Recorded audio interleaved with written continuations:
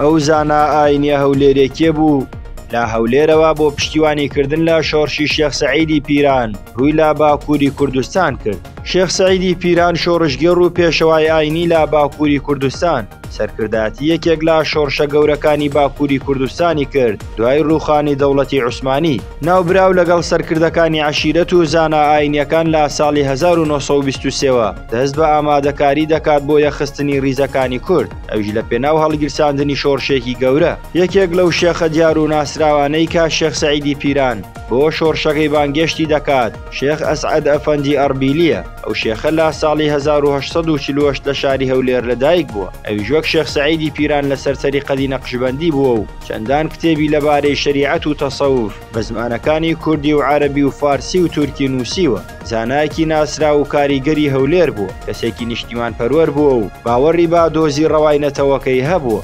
شێخ ئەسعەد کە نامەکەی شێخ سەعیدی پیرانی پێدەگات بە خێرایی خۆی دەگەێنێتە شێخ سەعید لە باکووری کوردستان و بڕیاری پشتیوانیکردنی شۆڕشەکە دەدات لە پێناو هێنانەدی مافیگەلی کورد دژی ڕژێمی ئەتاتورک کە ئەو کات بناغی دەوڵەتی تورکیای لەسەر پێشێلکردنی مافی کورد دادەنا. شێخ ئەسعەد ئەوەندە با گەرم و گوڕی پشتیوانی شۆڕشەکە دەکات نەک تەنها خۆی بەڵکو چەندان مرید و تەنانەت کوڕەکەی خۆشی بە ناوی شێخ عەلی دەبات و بەشداری شۆڕشەکەی شێخ سەعیدی پیران دەکەن دژی حکوومەتەکەی ئەتاتورک. شۆڕشەکەی شێخ سەعیدی پیران لە ساڵی 1925 دەستی پێکرد. دەیان هەزار چەکدار و خەباتگێڕی کورد دەچنە ناو شۆڕشەکەوە، بەڵام بەهۆی پێشکەوتووی چەک و جبەخانە و پشتیوانی بەشێک لە وڵاتانی خۆراوە بۆ ئەتاتورک شۆڕشەکەی شێخ سەعید بەنجام ناگات و سەرکردەکانی شۆڕشەکە دەستگیر دەکرێن. دوای دادگایکردنیشان کوڕەکەی و موریدەکانی شێخ ئەسعەد ئەربیلی لەگەڵ شێخ سەعیدی پیران سزای لە سێدارەدانیان بۆ دەردەچێت و لە ڕۆژی 29 1925 لە سێدارە دەدرێن. بەڵام شێخ ئەسعەد بەهۆی زۆری تەمەنیەوە